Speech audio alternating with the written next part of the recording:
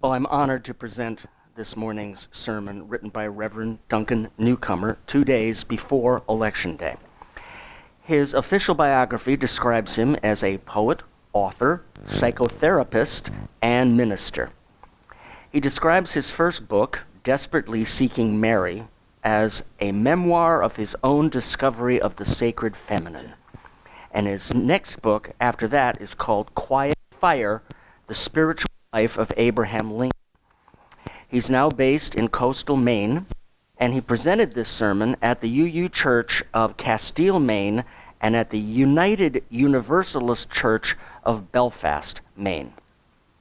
Now, I do want to mention one thing before I share this with you. Reverend Newcomer wrote and presented this sermon in November 2015. Now, to the best of my knowledge, he is not blessed with the gift of foresight or prophecy. So you may listen to some of this and think, wow, 2015 was a long time ago. Now, perhaps some of this sermon would be written very differently if it was composed in the America of today. In fact, at least one of his subsequent sermons I've read on his website is angry and impassioned, and he is not shy in naming names. But let's take what we will from what is available to us, courtesy of Dr. Duncan Newcomer, presenting patriotism as a spiritual practice. America is a big adolescent boy. Glory, like war, is a boy's thing. And America has had 100 years of glory, with all the wonder and achievement and self-deception that goes with a boy feeling his oats. When the tall, well-fed American boys entered the mud of World War I, the men of the other nations at war reportedly were astonished at the optimism and the ability of these New World warriors and their abundant materiel, food, and weapons. We lost 150,000 men, and they lost millions. We came away smelling like a victor, and have pretty much since then until the Vietnam War. I want you, if you're willing, to think of American history with 1 year equal to 10 years. So, America, having been born in the 1760s and 70s, was about 15 years old in 1900, 150 years later. At the rate of 1 year to 10, America grew 10 years in the 1900s. We're about 25 or 26 now. I think it's a useful paradigm for seeing the spiritual life trajectory of America. From 1800 to 1900, America went from being 5 to being 15. America before 1900 was like a child, full of wonders and blunders, and then emerged around 1900 as an adolescent, ready for its 10 years of glory. Now, what's useful about this model is that we can see the love of America and the hatred of America as fitting different stages of American life. Most of what we criticize about America now is the young boy who became an adolescent in the 1900s, although there surely were bad boy things earlier than that. Most of what has become our definition of patriotism is what America has become since it became a world power after World War I, and it became what I call an adolescent boy, giving patriotism a bad definition. At the 1916 Democratic National Convention renominating Woodrow Wilson, the place erupted into an unplanned, over-the-top demonstration for pacifism as the patriotic thing. Patriotic pacifism has fallen a long way down since then. To see America in terms of decades of development holds out the possibility that, as for all young people, a spiritual transformation and maturation is possible and indeed necessary. Spiritual transformation, which is prescribed in all spiritual traditions may also lead to some significant reorientation towards gender. But for now, I stick with masculine. For starters, Herman Melville said that war is a boy's game. The primary narrative of America has been written and told as a masculine story, for good or ill. Boys, like empires, overreach. We boys never know our limits until we hit the wall of tragedy. It is then that the spiritual path converts tragedy into wisdom. In doing so, glorious boys become merciful men, and power becomes compassion, and young boys join the human family. The rich young Buddha anticipated limits and saw tragedy when he saw illness, death, and poverty. Jesus found limits and suffered tragedy on the cross. Muhammad found limits in a moral law and obedience, and Moses, in the burning bush, found freedom from the tragedy of slavery and met limits in the Mount Sinai commandment law. Now it is our time to face limits and tragedy and to transform. Love of country, love of the idea of country, is a step on the spiritual path, maybe the first step. But without a grounding in our homeland and its ideas, the universal reach of love, peace, and harmony evaporates into another empire, the empire of air. Liberty, equality, and fraternity did not survive long in France after the French Revolution. The high tide of pacifism in America in 1916 did not survive the war tide of World War I a mere 2 years later. Another huge wave of pacifism in the Oxford movement in the 1930s disappeared in the war response to Nazi fascism. Pacifism, like other ideals, can be patriotic, but it seems not to be able to stand by itself. Ideas and ideals need a grounded love. Martin Luther King's nonviolence was one step in his revolution. American constitutionalism was the other. America was real to Martin Luther King. Nonviolence was his Indian and Christian tool, but his dream was an American dream, an American realization of Isaiah, the Hebrew prophet's dream of justice rolling down like a mighty stream. Martin Luther King did not stand in front of the Lincoln Memorial to take a selfie. He stood there in the American tradition of equality, freedom, and justice, and in the name of that dream, deferred. Reverend Newcomer writes, "I was present in the congregation at Riverside Church on the evening of April 4th, 1967, when Dr. King came out against the war in Vietnam and yoked the civil rights movement to the anti-war movement. It was a year, to the night, to the hour, that he was to be killed.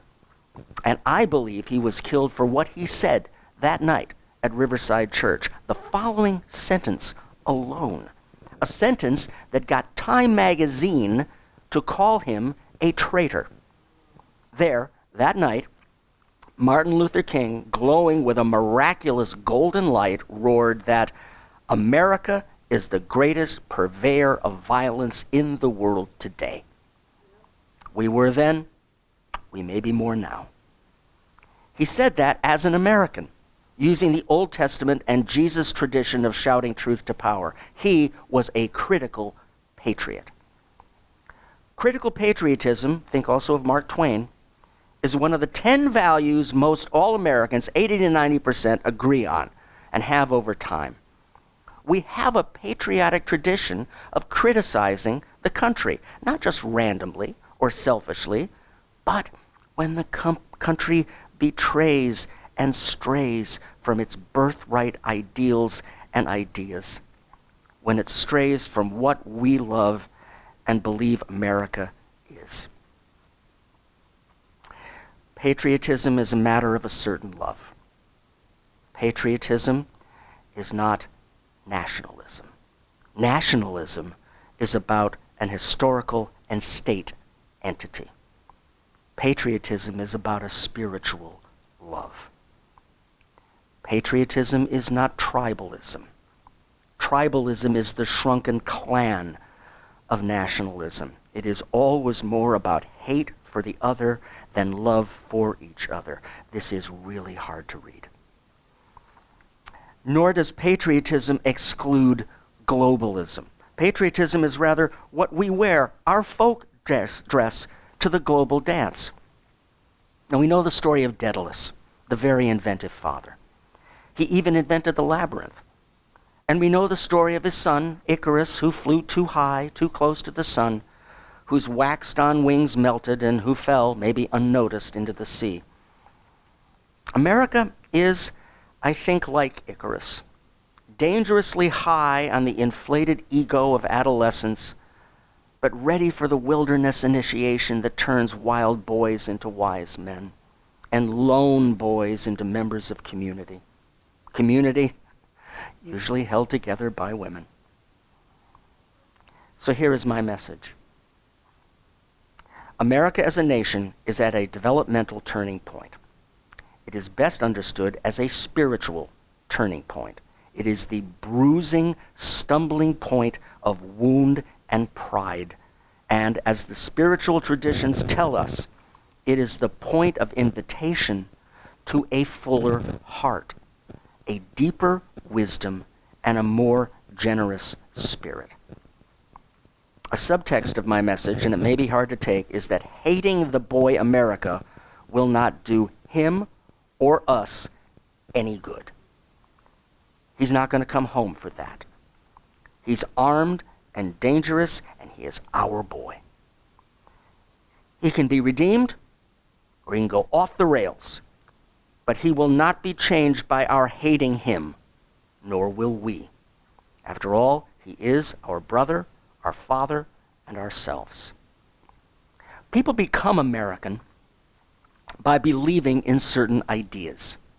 Those ideas are hardly distinguishable from the founding principles of Unitarian Universalism, as I read them.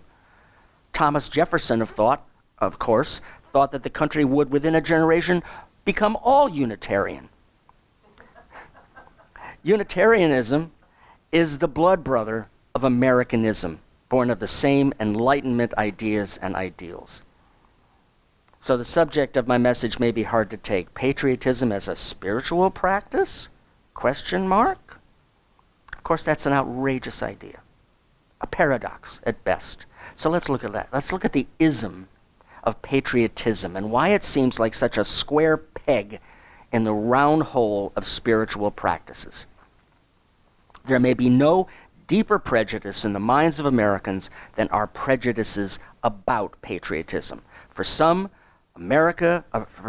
patriotism is just the bottom line of a given good, a good from which all others flow, the American way of life, liberty, and happiness, even Christianity, if also not just divine blessing.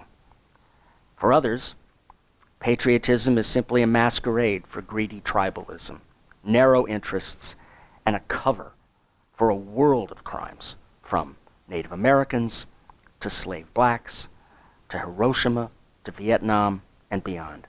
Patriotism, the grim rose path to delusions of grandeur. Those who don the face of anti-patriotism often have a sorrowful, defeated look on their faces, a victim's resignation over the shake-your-head corruption of a once good idea. Those who don the pro-face of patriotism itself have the jutting chin of smug contempt, a smile of self-satisfaction, the unblinking eye of the one who sees one thing clearly. So if we can move beyond the prejudices of patriotic flag waving or flag burning, what is there to love? What is the certain kind of love in patriotism? Is it love lost? Or are we better off losing it with no love lost? There are many loves. One thing we can love has been called our inventiveness, our ability to reinvent ourselves. Should more likely be called creativity. In science, we call it experimentalism. America's great at that. In religion, we call it transformation. America spawns transformational beliefs. In spiritual practice, we call this ability to change letting go. That's our new one. We don't often look at the dark side of how these creative processes work, but they work in science or the humanities from out of a cloud of understanding. From out of a cloud of unknowing and a dark night of the soul. From facing defeat and failure and trying something new and better. I forget how many light bulbs Thomas Edison tried first, and the 23 others who tried before him. Many tried the airplane, and the Wright brothers often. Morally as well, we emerge from unknowing and dark nights. Light comes from darkness. And as Winston Churchill said, Americans usually get it right, but only after exhausting every other possibility. What is it that energizes such creativity? It's tragedy. Defeat, failure, and the willingness to look at it and feel it and know it and then to rise. Anyone in psychotherapy or recovery knows that change comes from dark looking and hard feeling. The experiment of our new country dedicated to freedom but with slaves failed. It just failed. The Civil War proved it was a failure, but it also proved more, that the system as it was failed to fix it. Slavery was a tragedy. The Civil War was a tragedy from that tragedy. And not just the 600,000 lost, but a tragic failure of our system to solve this sinful problem. And the icon of this tragic time is Abraham Lincoln. And Lincoln was a man who first failed at everything he did. And out of his failures and tragedies, gained the wisdom and maturity, the power and the mercy to love the better angels of his nature and ours, and to find a path to recreate America. So help us to a new birth and a new definition of union. So this has been done before.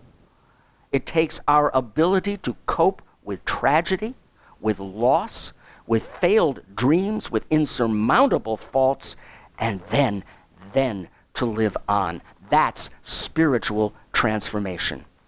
Life responds to us when we say we are sorry, when we look at our faults, when we pay for our sins. There's a powerful poem by Barbara Maria of Belfast, Maine. It's called "Since We Can't Go Back and Take Nothing."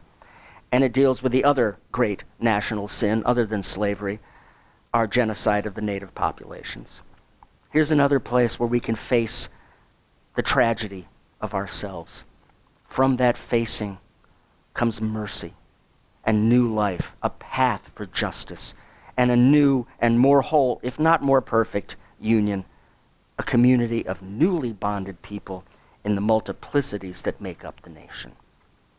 That's the power of love and mercy, born from tragedy.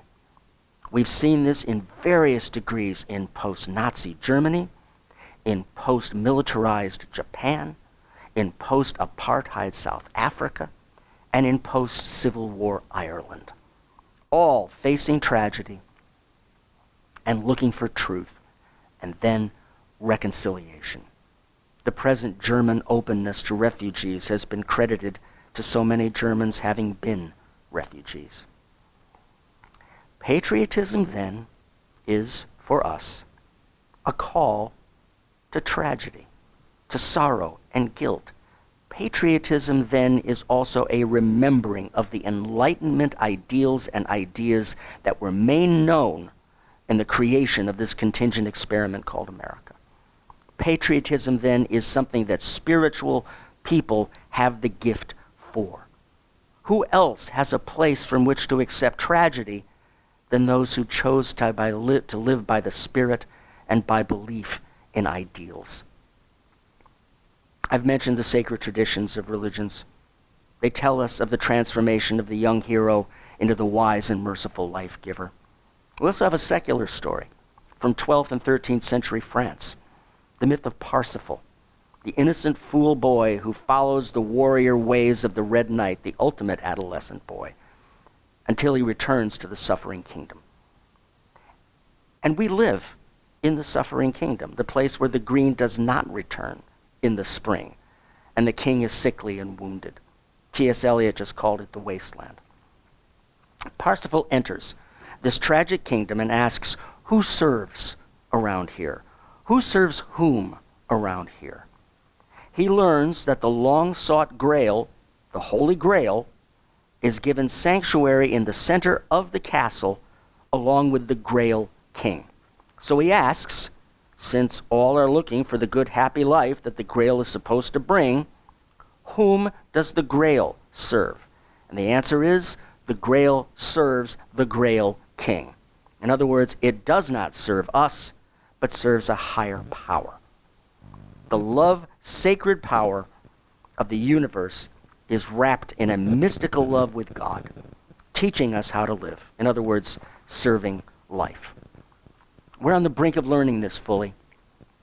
Life is not here to serve us. We are here to serve life. Is that not the spiritual lesson of our climate change crisis? The earth is here for us. And more importantly now, we are here from the earth. By the way, the Grail is the cup of the feminine, the bounteous cornucopia of life. The masculine story has a feminine end. The Grail is who God serves and who serves God. That's the circle we need to enter, where glory is in self-giving to the other and the others. The historian Arnold Toynbee says that empires fail when they lose the Grail, their self-sacrifice for a larger surface. Then they do two things. They militarize everything and separate into an elite who then require that the rest of the masses serve them. It is time for a patriotic turn towards what we are as a country and towards our tragic maturity. That's Reverend Duncan Newcomer. Now I want to conclude with a song that Paul Simon originally wrote in 1973, another turbulent period of American history. Maybe he's the one who has the gift of foresight and prophecy. But this is a version you might not have heard before, and it's performed by the extraordinary Rhiannon Giddens.